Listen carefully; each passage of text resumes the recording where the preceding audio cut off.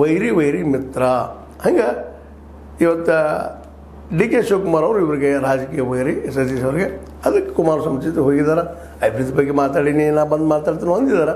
ಅವು ಮೇಲ್ಪದರಿನ ಮಾತುಗಳು. ಅಂತರದಲ್ಲಿ ಮಾತ್ರ ತಮ್ಮ ಶಕ್ತಿನ ಹೆಚ್ಚು ಮಾಡ್ಕೊಳ್ಳೋ ಸಲುವಾಗಿ ಸತೀಶ್ ಅವರು ಯಾವ ಸಮಯದಲ್ಲಿ ಹೆಂಗೆ ಹೆಲ್ಪ್ ಆಗ್ತದೆ ಗೊತ್ತಿಲ್ಲ.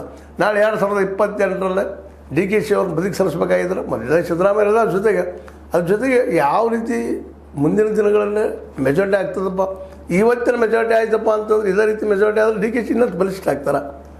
ಅದರಲ್ಲಿ ಎರಡು ಮಾತೇ ಇಲ್ಲ. ಯಾಕಂತಂದ್ರೆ ಸಿದ್ದರಾಮಯ್ಯ ಏನು ಮಾಡಲಿಕ್ಕೆ ಸಾಧ್ಯ. ಈಗ ಅಧ್ಯಕ್ಷರು ಇದ್ದಾರೆ, ಜೊತೆಗೆ ಇನ್ನು ಮುಂದಿನ ಲಕ್ಷ ನನ್ನ ನಾಯಕತ್ವದಲ್ಲಿ ಹೋಗ್ಬೇಕಂತ ಹೇಳಿದಾರೆ ನಮ್ಮ ಡಿ ಕೆ ಶಿ ಅವರು. ಹೀಗಾಗಿ ಡಿ ಕೆ ಶಿ ಅವರು ಬಲಿಷ್ಠ ಆಗ್ತಾರೆ. ಒಂದು ವೇಳೆ ಸಮ್ಮಿಶ್ರ ಸರ್ಕಾರ ರಚನೆ ಮಾಡೋದು ಬಂತು, ಮತ್ತೇನು ಮಾಡೋದು ಬಂತು, ಆ ಸಂದರ್ಭದಲ್ಲಿ ನಾವು ಇವ್ರ ಜೊತೆ ಒಳ್ಳೆ ಸಂಬಂಧ ಇಟ್ಕೊಂಡು ಹೋಗೋಣ ಅಂತ ಒಂದು ತರ್ಕ ಏನದಲ್ಲ, ಈ ತರ್ಕ ಸತೀಶ್ ಅವ್ರಿಗೆ ನಾಳೆ ಲಾಭ ಆಗ್ಬೋದು ಅಂತ ಒಳ್ಳೆಯ ಹೆಜ್ಜೆ ಮಾತಾಡಲಿ. ಇದನ್ನು ಮಾತ್ರ ಗೆಲ್ಲಲಿಕ್ಕೆ ಆಗದೇ ಇದ್ದರೂ ಪ್ರೆಷರ್ ಮಾಡಲಿಕ್ಕೆ ಸಾಧ್ಯದ. ಮತ್ತು ಎಲ್ಲರೂ ಇದಕ್ಕೆ ಸಪೋರ್ಟಿವ್ ಅದಲ್ಲ ಭಾಳಷ್ಟು MLAಗಳು. ಯಾಕಂದ್ರೆ ಎಲ್ಲರೂ ರಾಜಕೀಯದಲ್ಲಿ ಈ ಹನಿ ಟ್ರ್ಯಾಪ್ ಬಂದು ನಿಂತು ಬಿಟ್ಟದೆ. ಇವತ್ತು ಮನುಷ್ಯನ ಸ್ವಭಾವ ಕಾಮ ಕ್ರೋಧ ಮತ್ಸರಾದಿಗಳನ್ನು ಗೆಲ್ಲೋದಕ್ಕೆ ಯಾರಿಗೂ ಸಾಧ್ಯ ಇಲ್ಲ ಅಂದಾಗ ಪಾಪ ಅವರು ಅನೇಕರು ಈಗಾಗಲೇ ಕೋರ್ಟ್ಗೆ ಹೋಗಿ ಸ್ಟೇ ತೊಗೊಂಬಂದಾರೆ, ನಮ್ಮೆಲ್ಲ ಬಂದಿತ್ತು ಹೊರಗಂತಿಲ್ಲ, ಅದನ್ನು ಜೋಕ್ ಮಾಡ್ತಾ ಇರ್ತಾರೆ ಅದ್ರ ಹಿಂದಿದ್ದಂಥ ನಾಯಕರು. ಹೀಗಾಗಿ ಒಟ್ಟಾರೆಯಾಗಿ ಸತೀಶ್ ಅವರು ಕುಮಾರಸ್ವಾಮಿಗಳಿಗೆ ಭೇಟಿಯಾಗಿ ತಮ್ಮ ಸ್ಟ್ರೆಂತನ್ನು ಶಕ್ತಿಯನ್ನು ಹೆಚ್ಚು ಮಾಡ್ಕೊಂಡಿದ್ದಾರೆ.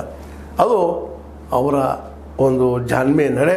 ಅದು ಎಷ್ಟು ಮಟ್ಟಿಗೆ ಇದು ಯಶಸ್ವಿ ಆಗ್ತದೆ ಮುಂದಿನದಲ್ಲಿ ಅನ್ನೋದನ್ನು ಕಾದು ನೋಡಬೇಕಾಗಿದೆ. ಯಾಕೆಂದರೆ ಡಿ ಕೆ ಶಿ ಅವರು ಸಾಮಾನ್ಯರಲ್ಲ, ಇವತ್ತಿನ ಪ್ರೆಸೆಂಟ್ ರಾಜಕಾರಣಿಗಳಿಲ್ಲ ಅಂತ ಹೇಳ್ತಾ ಇದು ಇತ್ತೀಚಿನ ಬೆಳವಣಿಗೆಯ ಮೇಲೆ ನಡೆದಂಥ ಒಂದು ವ್ಯಾಖ್ಯಾನ. ಇದು ಸರಿಯಾಗ್ಬೋದು, ತಪ್ಪು ಇರ್ಬೋದು.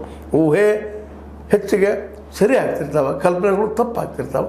ನಾ ಹೇಳಿದ್ದು ಊಹೆಗಳ ನೆಲಗಟ್ಟಿನೆಲ್ಲ ಸರಿ ಆಗ್ಬೋದು. ನೋಡೋಣ ಕಾದಿಬ್ಬರು ಎಲ್ಲರೂ ಅಂತ ಹೇಳ್ತಾ ಇದು ನಿಮ್ಗೆ ಲೈಕ್ ಆಗಿರ್ಬೋದು. ಲೈಕ್ ಮಾಡಿ, ಶೇರ್ ಮಾಡಿ, ಕಮೆಂಟ್ ಮಾಡಿ, ಜೊತೆಗೆ ಸಬ್ಸ್ಕ್ರೈಬ್ ಆಗೋದು ನಿಲ್ಲಿಸಿ ಹೋಗ್ಬೇಡ್ರಿ.